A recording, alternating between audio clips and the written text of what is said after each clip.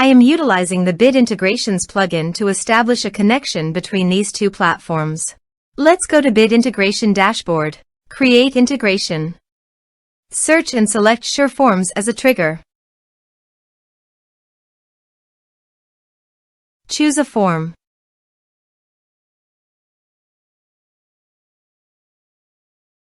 Next. Now search and select an action Pipedrive. Give here the Pipedrive API token, so please visit Pipedrive API token. Copy the token and paste it here. Authorized it. Authorization is successfully done. Next. Choose a module.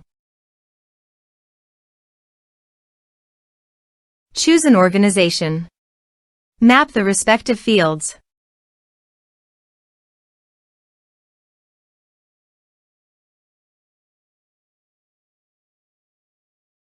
Here are some advanced features and actions you can use by checking the box. Also, you can add conditional logic. You can use it for your own requirement. Next. Finish and save it. Let's submit a form.